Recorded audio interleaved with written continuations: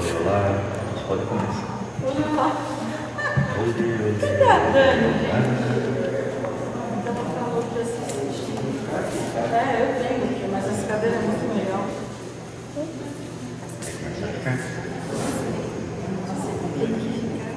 Você já começou a gravar? Já gravando. Depois a gente corta. Câmera meio e apresentador ao mesmo tempo.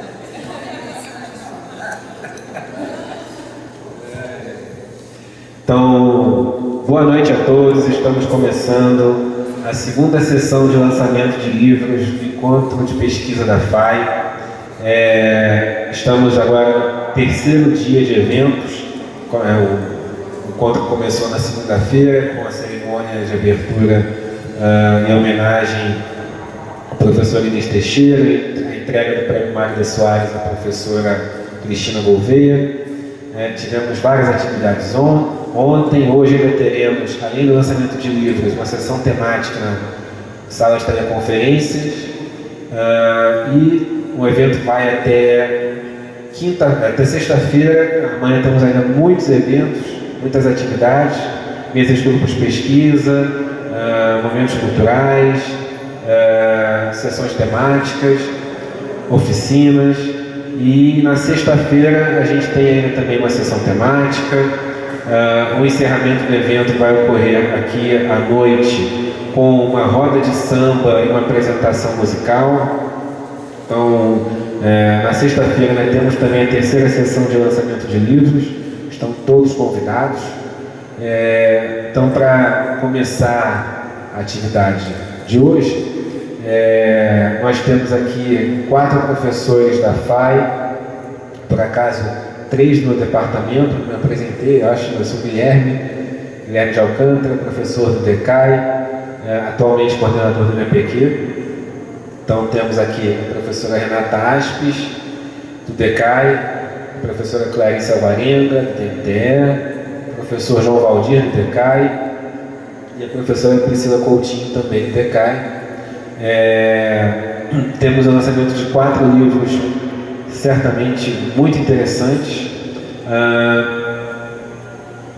São eles, o Educação e Modernidade, Contribuições dos Clássicos para a Sociologia da Educação, que além do professor João Valdir tem como organizadora a professora Inês Teixeira. O Entre o Roçado e a Coca-Cola, uma sociobiografia, da professora Priscila Coutinho. O Fazer Filosofia com o Corpo na Rua, experimentações em pesquisa, da professora Renata Aspes. E aqui que vai ser difícil de ler daqui, mas eu acho que eu lembro de cabeça: Aprender com Imagens, experiências em escolas de Belo Horizonte, não? Quase, é enorme, né? Mas então trata de experiências realizadas em escolas de Belo Horizonte e da terra Chaquirabá. Então eu vou passar a palavra aos autores. Não combinamos quem começa, mas acho que a gente pode começar por aqui, pode ser? Você não? Bem, então a Clarice que vai dar aula, né?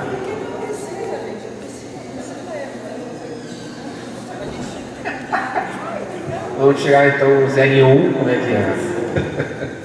Você pode começar? Boa noite, muito obrigada Guilherme, MPQ, pela organização desse evento. Então eu vou falar um pouquinho desse livro, Entre o Roçado e a Coca-Cola, uma sociobiografia. Esse livro foi publicado pela editora da FMG e ele é resultado uma versão modificada da minha tese de doutorado, que foi defendida em 2015. E eu faço a biografia sociológica de uma mulher migrante que nasceu no Pará, mas cresceu na Paraíba, se chama Juscelina. Na verdade, é uma sociobiografia dela e da família. E o que eu pretendo estudar, a minha pretensão foi compreender todos os aprendizados que essa mulher teve ao longo de uma vida em que ela viveu um deslocamento do espaço social muito radical. Ela é filha de um tropeiro, uma pequena agricultora do Paraibanos, ambos. E ela, aos 14 anos, foi para João Pessoa. Entre 18 e 19, ela foi para o Rio. No Rio, ela iniciou uma carreira na Coca-Cola, como secretária da Coca-Cola.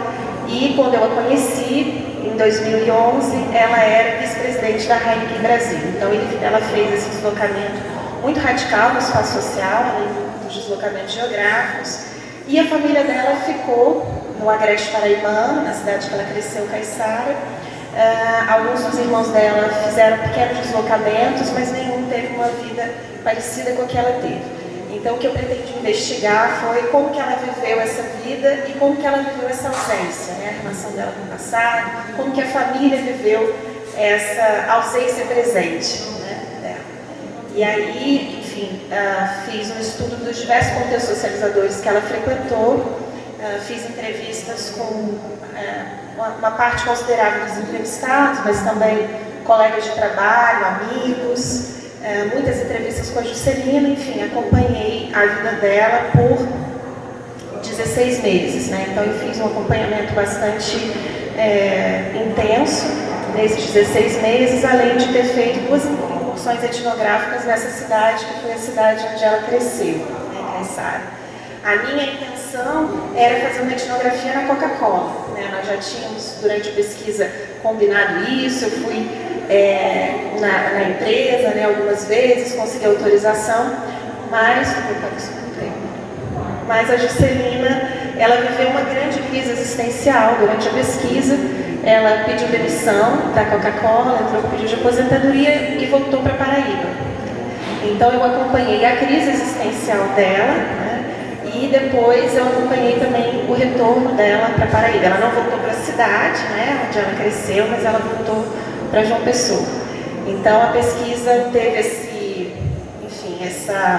acaso, né, que é a flor da realidade, como diria Eduardo Coutinho. E eu acho que foi uma das partes mais interessantes assim, da pesquisa. Então, é mais ou menos isso. A pesquisa é bastante baseada, eu trabalho bastante com uma literatura nossa, nacional, produzida principalmente pelos antropólogos do Museu Nacional sobre o Agreste Paraibano, mas também trabalho com, assim, digamos assim, do ponto de vista teórico, trabalho bastante com 2 autores que são muito mobilizados na sociologia da educação, que são Bernard Alaí e Pierre Bourdieu. Acho que é isso.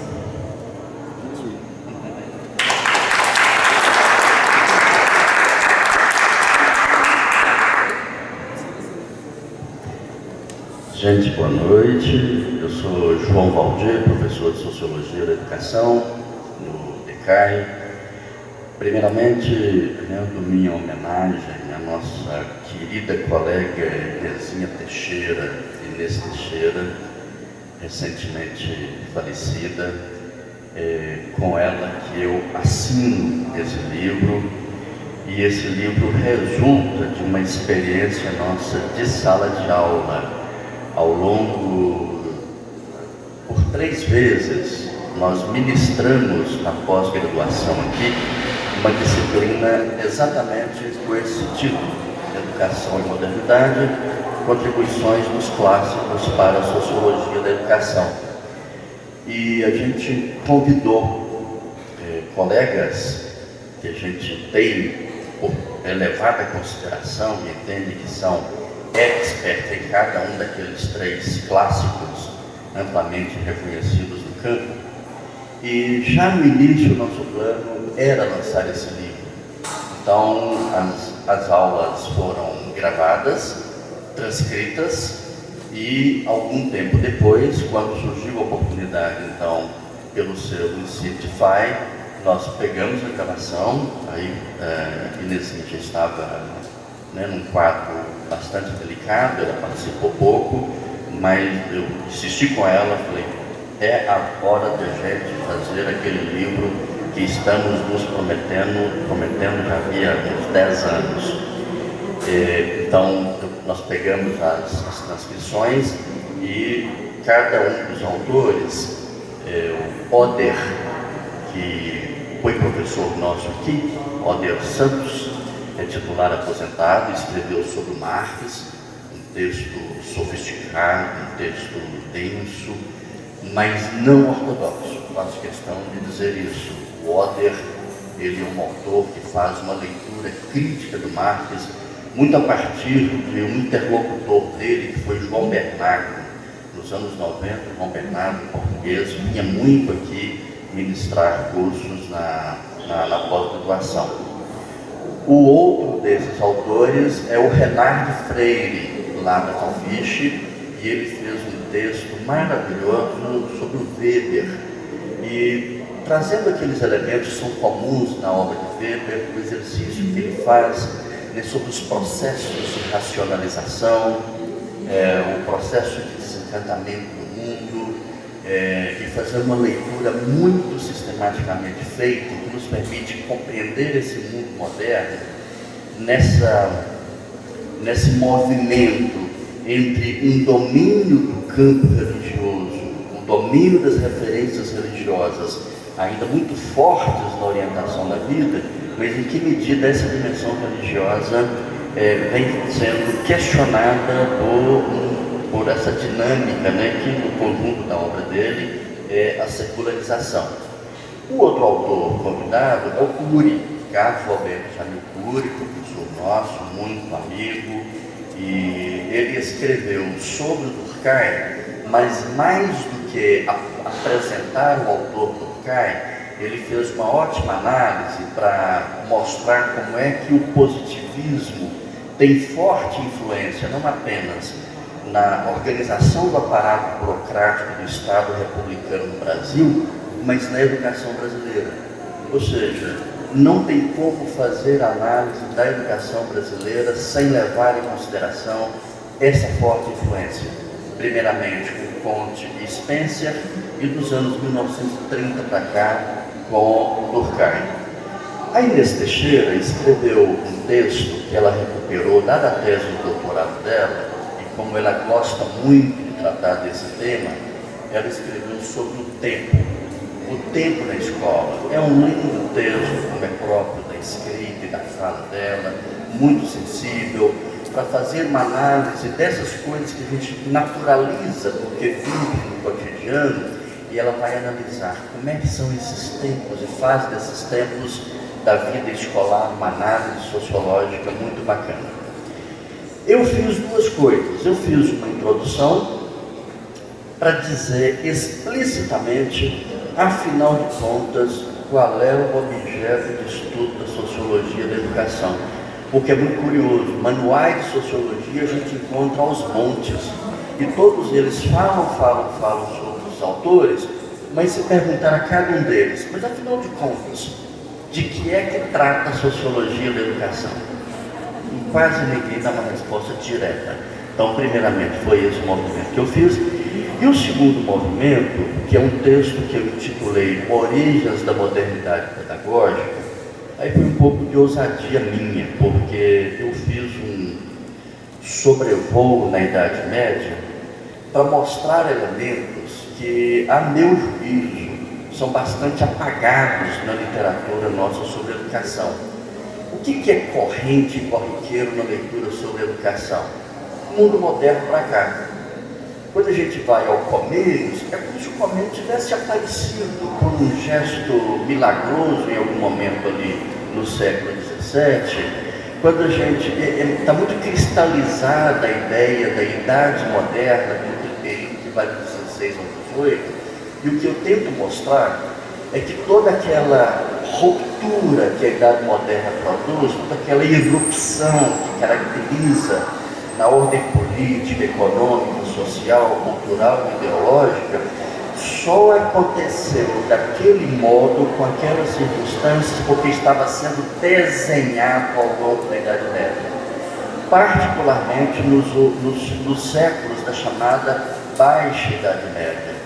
Porque, e é muito curioso, porque ainda está muito cristalizada na cabeça das pessoas uma ideia de Idade Média como Idade das Trevas, Noite dos 1000 anos, e não deixa de ser surpreendente quando a gente pega, sobretudo do século XI ao século XV, como é que a Europa passa por processos de transformação revolucionária E não é por acaso que a universidade nasce e se constitui nos séculos XII e XIII. A universidade não teria se constituído nessa época se uma produção econômica não tivesse produzido uma espécie de reserva intelectual que permitisse toda aquela pujança do pensamento. O que leva o filósofo Lima Vaz, né, o Henrique de Lima Vaz, o famoso padre Vaz, a situar no século XIII a origem da modernidade. E nos embates estabelecidos na criação da Universidade de Paris entre a Faculdade de Teologia e de Artes Liberais, que pôs em cena São Tomás de Aquino e São Boaventura, é nesse embate, em torno daquilo que levou o nome de Reforma Escolástica, é que ele situa o nascimento da modernidade.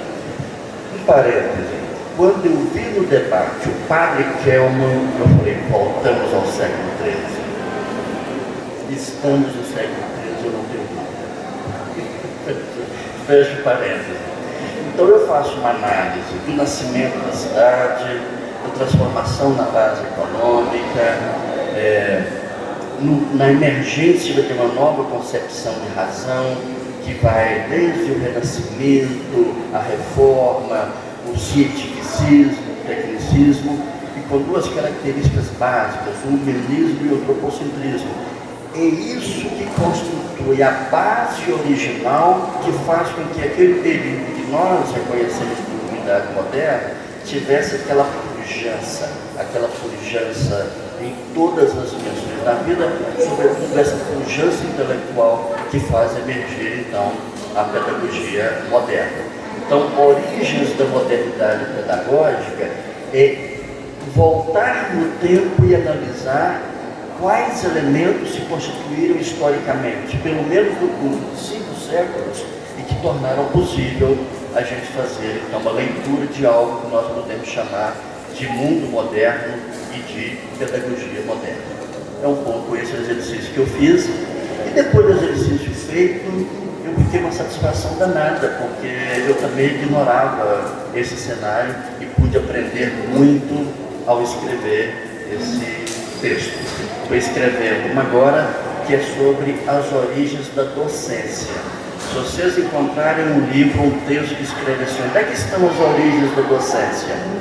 Eu não tenho, vou ficar satisfeito se me indicar.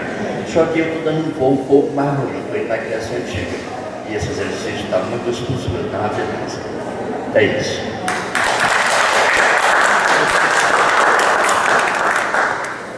E agora quem vai? Clarice?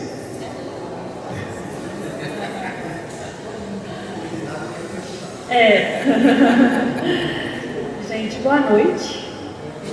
Queria agradecer ao NAPQ pela organização, né, desse encontro de pesquisa e dizer que é uma alegria estar aqui com Renata, João Valdir e Priscila, lançando o Aprender com Imagens, que é um livro que ele surgiu no Laboratório de Práticas Audiovisuais, né, um projeto de pesquisa e de extensão que eu coordeno aqui na FAI.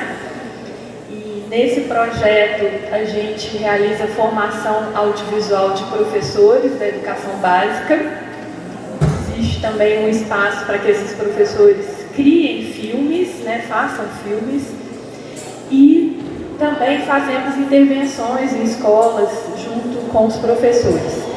Então, eu considero que esse livro, ele é parte desse processo, ele não é um produto ou um resultado dessa experiência, mas ele é parte dela, né?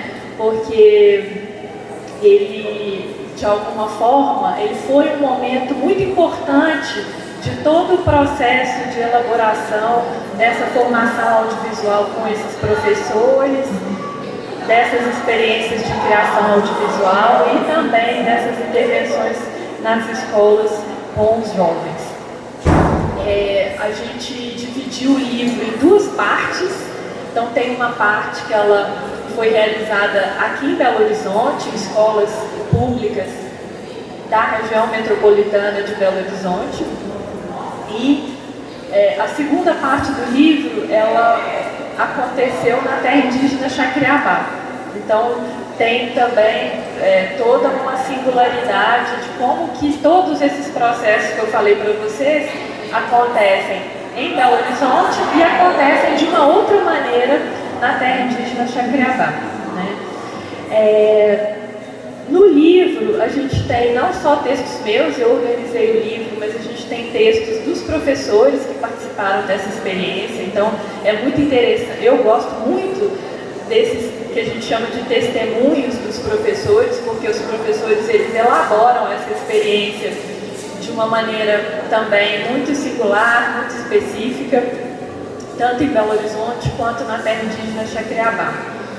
Temos também, além de alguns textos que eu escrevi,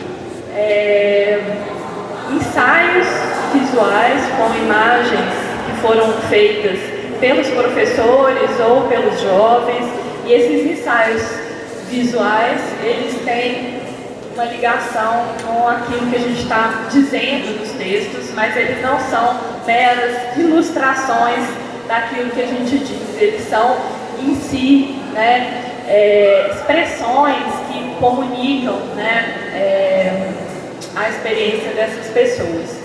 Então, o livro ele tem, né, tem essa estrutura, né, são duas partes, e ele passa por todo esse espectro aí, né, desde a formação do professor, né, as experiências de criação audiovisual que esses professores que foram formados realizaram, e depois como que os jovens nas escolas lidam com algumas questões que esses professores trouxeram lá atrás, e sempre fazendo o uso da imagem, né, para a gente pensar como aprender com imagens, né?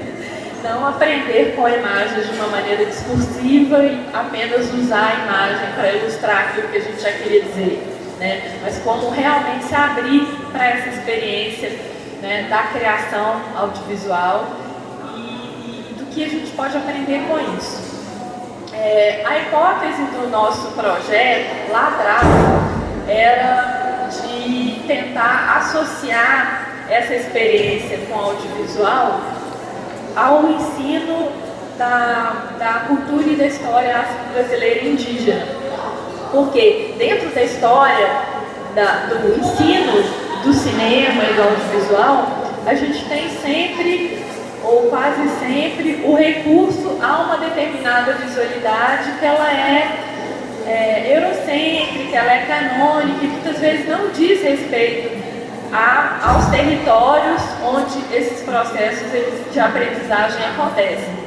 Então, a gente procurou se abrir a isso, né, escutando as histórias dos lugares em que essas escolas estão situadas, não trazendo um conteúdo sobre história e cultura afro-brasileira e indígena, mas procurando identificar elementos dessas culturas e dessas histórias que foram invisibilizadas nos processos de criação audiovisual.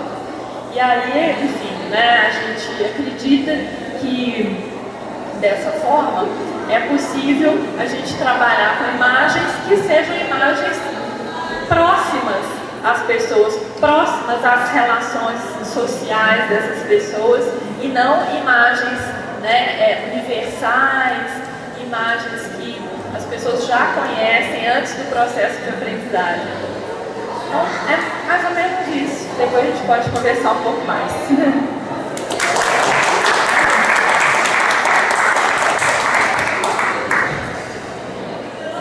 Boa noite.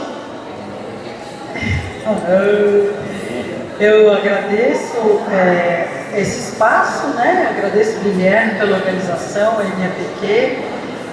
Esse livro que eu trouxe se chama Fazer Filosofia com o Corpo na Rua, Experimentações e Pesquisa. E ele é o resultado de uma pesquisa de pós-doutorado, que aconteceu já faz tempo, em 2018.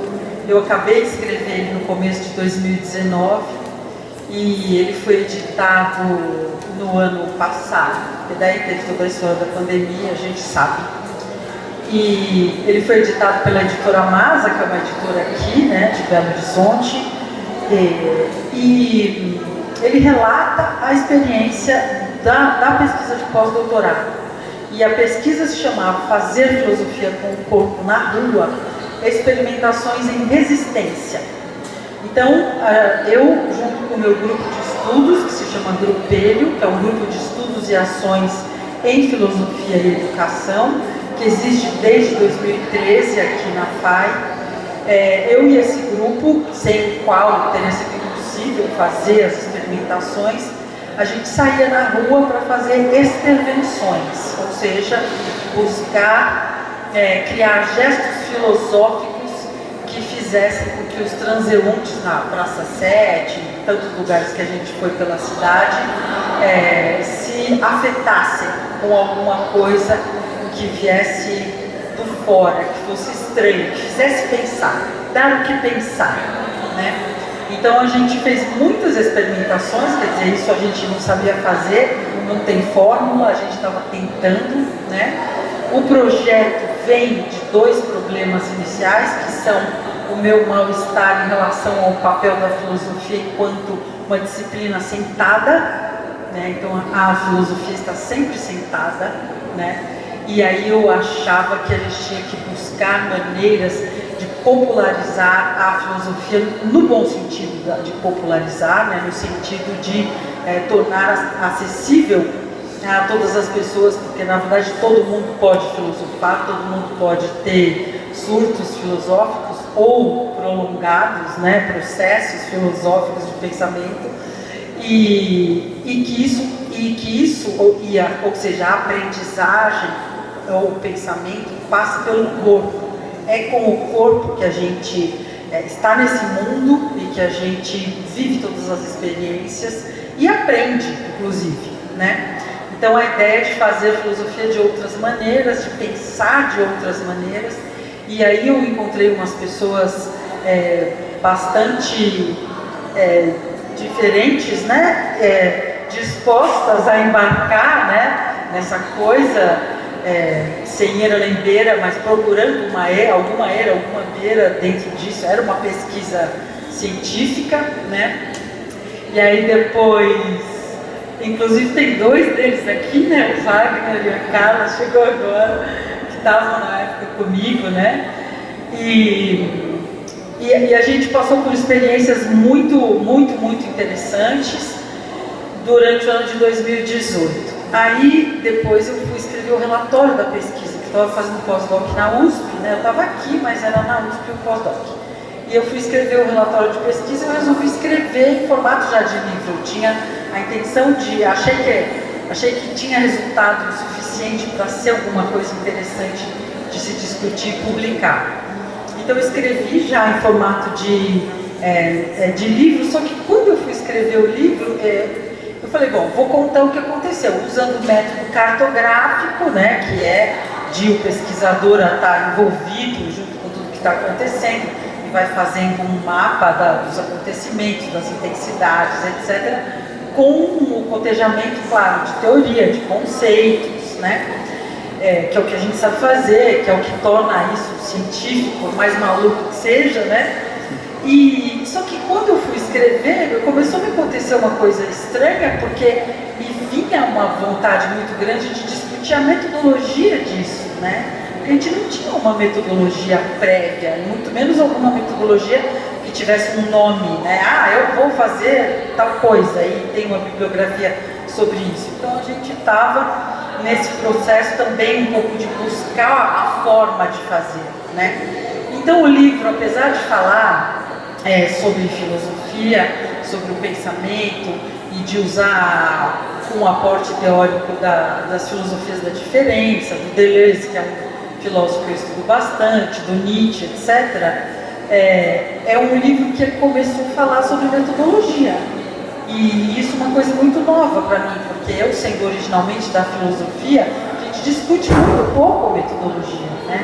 Para a gente fazer filosofia, ou melhor, discute enquanto um objeto de pensamento, como Descartes se perguntou sobre método, né? mas não no sentido de como que a gente vai fazer a nossa pesquisa, porque a nossa pesquisa é sempre teórica, é sempre sair escrevendo, né? Só que eu tinha ido para a rua, né, tentar fazer coisas inéditas, então qual era o sentido daquilo? E a gente não podia ser simplesmente um pessoal doido fazendo coisas doidas na rua, não é isso, né? Então me levou muito a pensar sobre metodologia e eu acabei escrevendo muito, aliás, de forma considerada engraçada e muito acessível, que a intenção do livro é de ser muito acessível, né, no sentido de que não é uma coisa hermética, mesmo quando trata dos conceitos, né? E acabei discutindo bastante metodologia e, enfim, daí conto milhões de histórias e é isso. Enfim, é um livro. E aí a editora, por causa disso, né, eu acho, sugeriu a mudança do nome de fazer filosofia com o corpo na rua, experimentações em pesquisa. Porque se trata disso, né, de fazer uma análise de, bom, o que a gente tentou, o que a gente conseguiu, para que lado foi, por que foi, por que não foi. Então, de uma certa forma, é uma meta, né, linguagem sobre, um olhar de cima sobre a coisa que aconteceu, né, nas duas. Então é isso.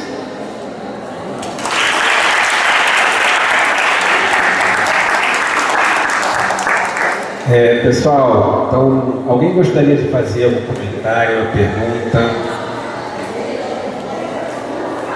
Ninguém? Sim, muito importante a sua pergunta, hein?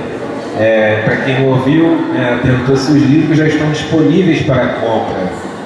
Estão todos disponíveis para venda aqui na livraria do William.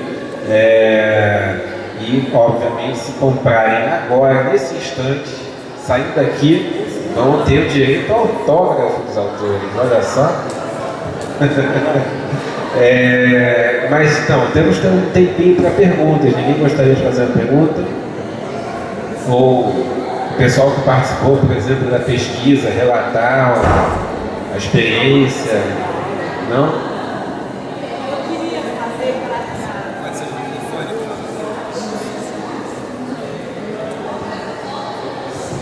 Boa noite, pessoal. Eu queria fazer para a Renata, porque filosofia me toca muito. Quando ela diz fazer filosofia, me toca muito mais, porque na minha vida inteira a filosofia era distante, abstrata, e quando ela traz para a rua e dá vida, e dá corpo, e materializa a filosofia, eu queria uma reflexão dela, que eu admiro, sobre isso. Fazer filosofia não destoa do que se tem como filosofia, quando você materializa a filosofia. Exatamente, quer dizer, esse é um dos problemas da pesquisa, né? Quer dizer, se há um incômodo de que a filosofia foi sempre sentada, então a partir de sempre, da filosofia, da nossa tradição ocidental, que é uma delas, né, que a gente diz que é a filosofia, né, que é a greco-romana, judaico-cristã, europeia, né, que cai aqui em cima da gente, né, colonizando todos os pensamentos. Então, nessa tradição sempre foi assim, né? Então tem alguém trabalhando, fazendo minha comida, né? Tem alguém no negócio e eu tenho que estar no ócio para ter tempo, para ter nitidez, para poder pensar nos problemas da vida e tal. Então, de uma certa forma, essa cisão entre a mente, né, ou a alma, ou o espírito, chame como quiser, que é algo imaterial, que constitui um ser humano, e o corpo e os fazeres do corpo, é uma cisão de classe, né? É uma cisão elitista. Então a filosofia sempre esteve no ápice, né, desde antes até de Platão, mas Platão no ápice da pirâmide social, né? Mesmo estudar filosofia, né? Quem pode estudar filosofia, né? Antes até da filosofia ser obrigatória na escola básica, né? Então quem pode estudar filosofia filosofia? Vai fazer o que com isso? Vai trabalhar com o que, né? Então a filosofia é sempre vista como uma coisa absolutamente etérea, como se a gente pudesse ser alguma coisa só que da cabeça para cima, né? E justamente a pesquisa do Grupelho culminou porque vinha num crescendo, porque na década de 80 eu fiz parte de grupos de intervenção urbana em São Paulo e tal, então eu tinha uma história, uma geografia nessa intenção de tirar a filosofia, o fazer filosófico desse estado, né? E aí fui juntando com outras pessoas que foram aparecendo. Então a Carla é bailarina, a Carla teve uma época que o grupo ficou minúsculo, que estava só eu, a Carla e o Davi, que era professor de yoga, né? Então foi aí que a gente foi começando, que eu fui começando a conseguir tentar coisas, né? De juntar o corpo com essa mente ou alma e tal, porque a nossa civilização também tem o péssimo fundamento de que existe uma aparência e existe uma essência, existe um fundo, né? E que ele vale muito mais do que o que você faz realmente no mundo, né? Então você pode bater em alguém e alguém dizer, ai que coisa horrível, não, mas no fundo ela é uma boa pessoa. Então este fundo sempre tem um valor, né? Então assim, ele é uma péssima professora, não, mas no fundo ela conhece muito e tarará, né? Então assim, cadê esse fundo, gente? Vamos botar esse fundo para a superfície, pelo amor de Deus, porque é na ação que se faz o mundo e que a gente está vivendo as consequências das ações, dos corpos no mundo, né? Então você tem razão, é um caminho completamente na contramão e essa era a busca, né? E essa busca de diminuir esse abismo entre o que se fala e o que se faz, né? E dentro do campo da filosofia, então, daí.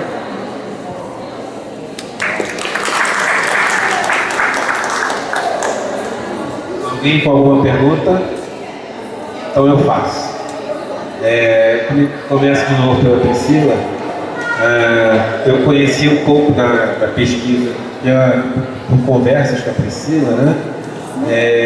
Uma coisa, eu infelizmente não pude ler ainda a pesquisa, mas uma coisa que, a partir do que você falou agora, intrigou, né? Justamente como é que você conseguia fazer essas pontes entre Lair, por exemplo, Bourdieu, e o pessoal que pesquisa antropologia social no Museu Nacional, e não sei, imagino que não seja o mesmo referencial, né? E a partir disso também comentar um pouco, porque eu me lembro que você tinha comentado a questão desse retorno dela, né? Para depois de uma crise existencial, se você quiser ilustrar, trazer um pouco do que tem de interessante sobre essa história, que realmente é muito interessante. Para o João, fiquei curioso, eu também ainda não pude ler o livro, já que eu sou professor de Sociologia da Educação também, né? Então, muito brevemente, porque imagino que como um artigo, você falar isso como um artigo deve ser bem mais elaborado, mas qual seria então esse objeto da Sociologia da Educação, né? Para Clarice, eu fiquei pensando para você trazer um pouco mais de elementos do que foi então essa relação, né, da experiência no meio urbano, da experiência numa terra indígena, né? Se você pudesse aprofundar um pouquinho nisso.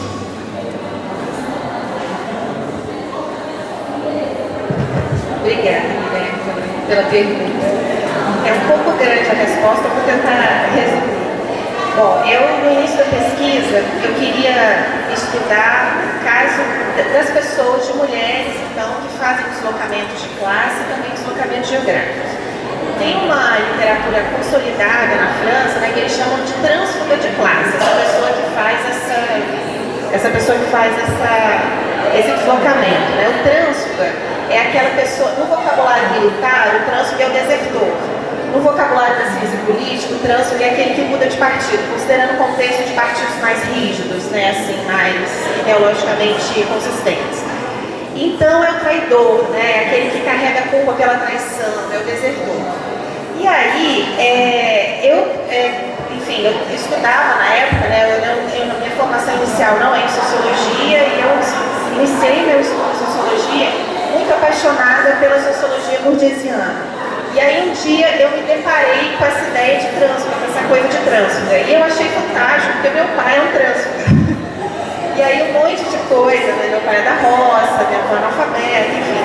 E um monte de coisa que ele dizia, eu dizia, gente, mas tinha tanta coisa que eu queria entender dele, eu acho que eu vou entender por aqui, né? Então eu fiquei muito apaixonada, assim, por essa proposta, pela possibilidade de conseguir compreender a trajetória dessas pessoas. Aqui no Brasil a gente tem muitas dessas pessoas, aqui na universidade está cheio, né?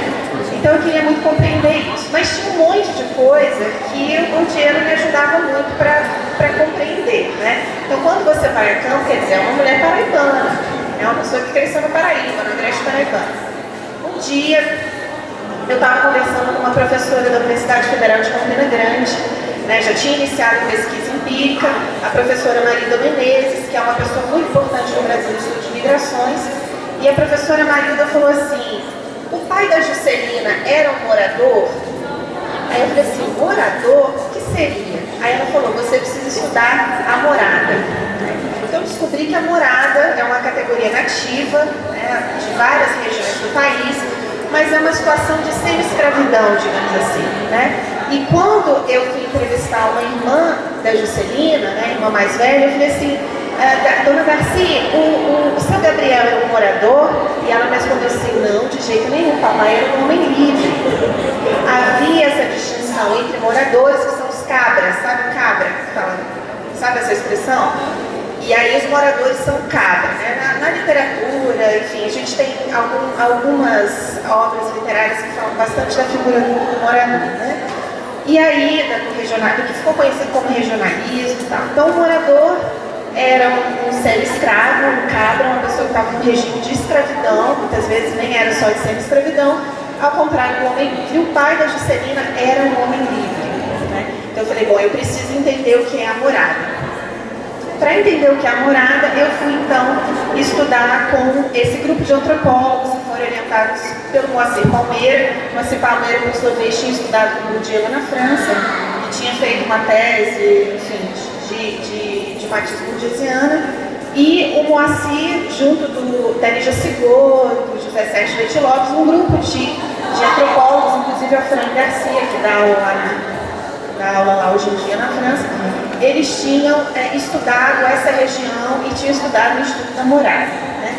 E aí eu fui compreender esse espaço social, que é o espaço social caiçarense, o espaço social do Agreste, né?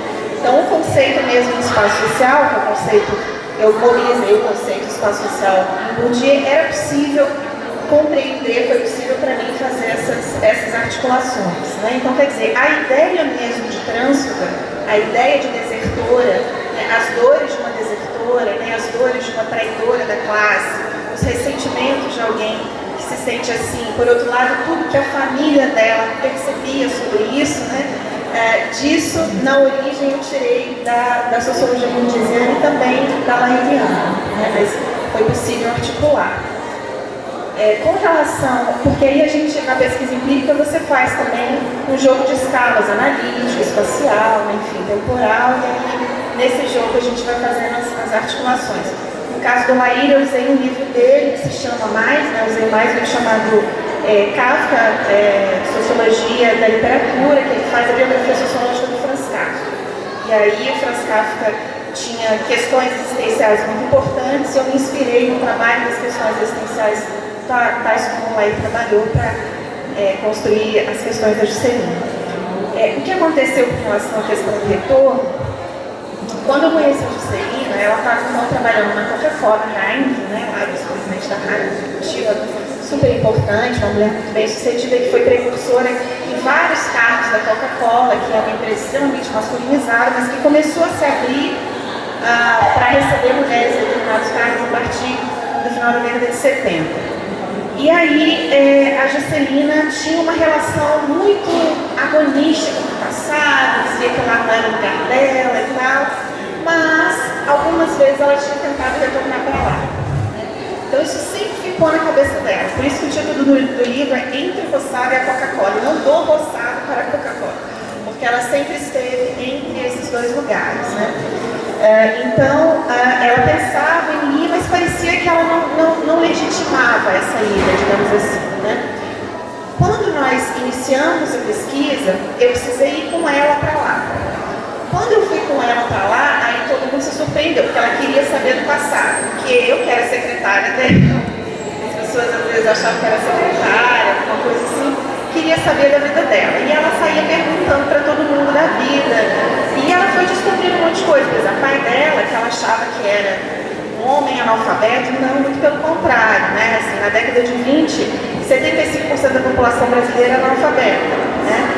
Lá na Paraíba, 50% no Brasil. E ele era um homem alfabetizado, né? Ela me dizia, meu pai escrevia garrancho. Eu cheguei em Caiçara, as pessoas me diziam, papai tinha uma caligrafia linda. Então havia essas diferenças de percepções. Quando eles foram para o Pará, que ela nasceu no Pará, porque eles tinham feito um deslocamento migratório, ele fez uma escola no Pará. E ele recebeu várias crianças nos sítios próximos nessa escola, ele conseguiu uma professora. Então ele é um homem absolutamente fantástico, ele e a mãe têm uma história grandiosa, e ela só descobriu essa história durante a pesquisa. Né? E houve outras coisas que aconteceram, uma pessoa que era próxima dela, uma afilhada, faleceu durante a pesquisa, enfim, ela viu o movimento de retorno dela como um movimento, eu falo no livro, de peregrinação. Né? Eu pego o conceito de peregrinação com Maurice Rothbard, que é um autor que trabalha com memória coletiva. Então ela viu como uma espécie de peregrinação. E integrava essa peregrinação dela, que era a peregrinação de retorno, à pesquisa. Então a pesquisa é um elemento dessa peregrinação. Por isso que ela não quis o anonimato. Né? Eu não uso anonimato no livro. Porque ela fala, eu não posso me esconder, porque isso se integra ao meu resgate, que ela chama de resgate. Né? Então ela viveu momentos muito intensos assim, durante a pesquisa, mas não foi uma coisa que a pesquisa criou, né? A pesquisa só catalisou, porque como eu falei, ela já pretendia retornar, e aí ela viveu essa crise. Uma coisa engraçada, né, que você perguntou, uma coisa curiosa, é que quando ela viveu a crise, ela começou a frequentar um centro espírita. Lá no bairro, ela morava no Rio, no bairro Botafogo, tem um centro espírita bem antigo, kardecista, chamado Centro Espírita Bezerra Menezes. E quando ela saiu lá de Caiçara, ela tinha tido uma socialização religiosa católica e tal, mas quando ela chegou no Rio, ela conheceu o kardecismo e tal. Então, quando ela tinha essas crises, essas dúvidas, ela ia para o centro espírita. E eu comecei a frequentar o centro espírita com ela, né, porque ela estava fazendo etnografia. E aí, teve um dia que, inclusive, os conselhos espirituais que foram psicografados para ela estão nos anexos do livro, porque os conselhos serviram de inspiração, foram documentos importantes para que ela tomasse decisões ao longo da vida. E aí ela falava assim, Pri, a gente está indo para o centro espírita, mas vamos chegar mais cedo que eu quero sentar na frente. Então eu mantive o mesmo ritmo de executiva, né? E ela dizia assim, eu sou muito impaciente, eu preciso ser mais paciente, senão eu não vou evoluir, né? Então ela tinha impaciência para ser paciente.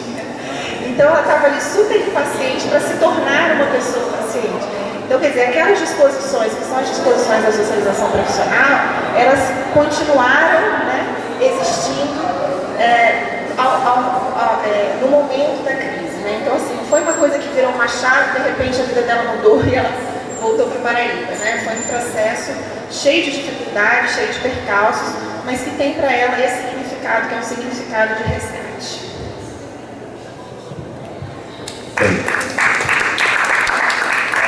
Eu sou um trânsfuga, mas isso está no outro livro, que é o Educação e Mobilidade Social Ascendente, que é meu memorial particular. Resposta. O objeto da sociologia da educação é o conjunto dos processos de socialização. Ponto final. Agora a gente faz um curso 60 horas para explicar essa frase.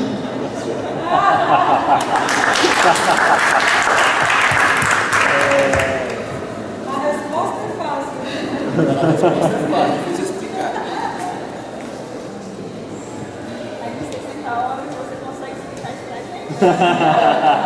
Mas não sei, consegui não. Então, gente, eu vou falar um pouco sobre esses processos que aconteceram em Belo Horizonte, né?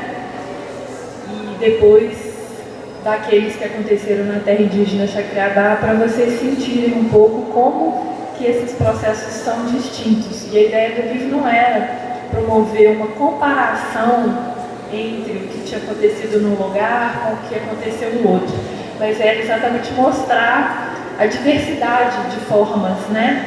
Como a imagem acaba participando dos processos sociais, né? Dos processos de aprendizado. Então, aqui em Belo Horizonte, a gente tem, por exemplo, uma professora que queria levar os alunos para poder assistir a uma exposição e não conseguia transporte para levar as crianças. Aí ela foi a essa exposição, filmou essa exposição e exibiu essas imagens dentro da escola, e a partir dessa experiência ela criou um filme com as crianças.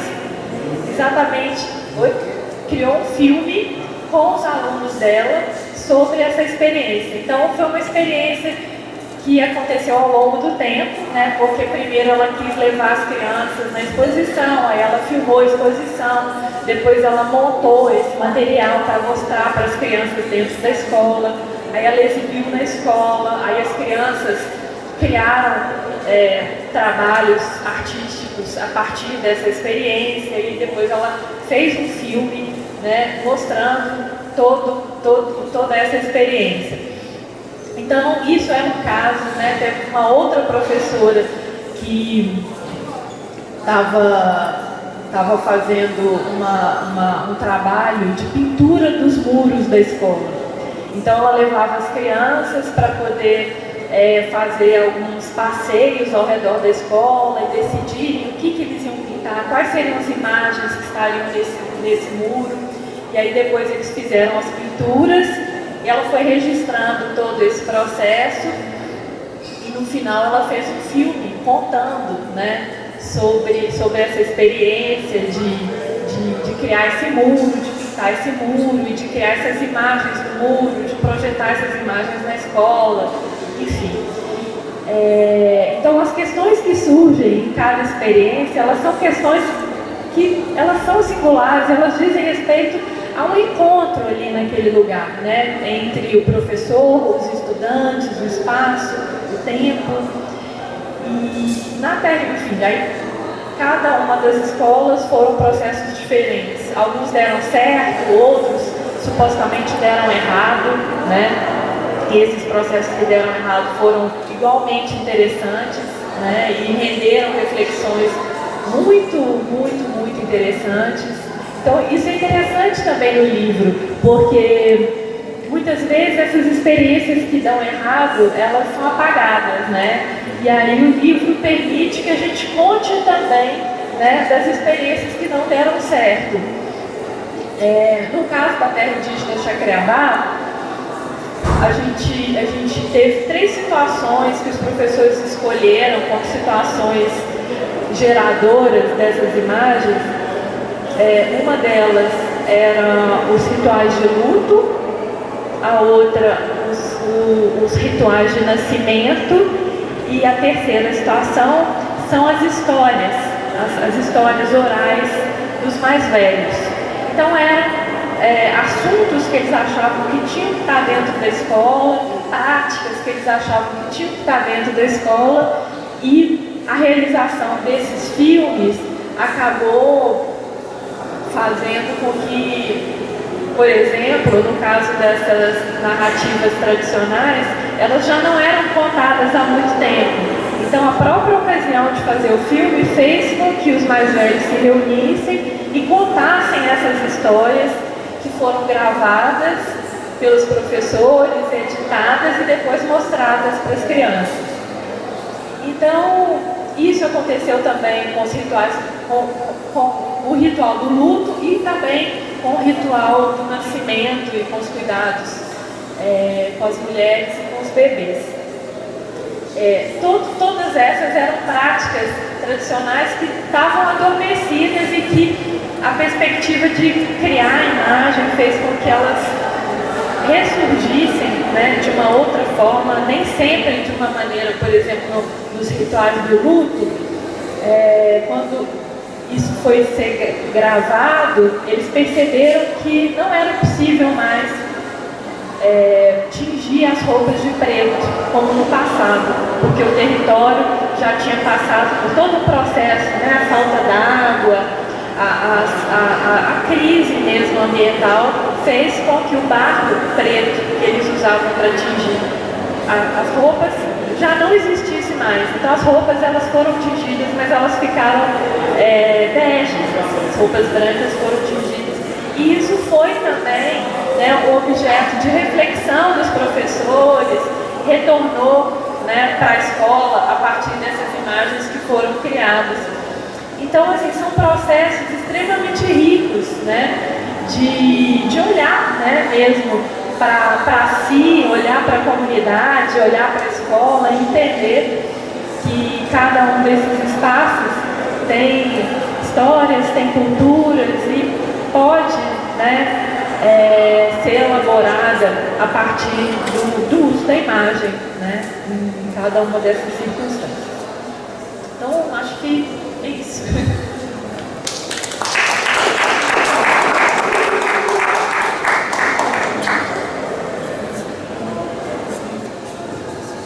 Então, alguém gostaria de fazer mais algum comentário?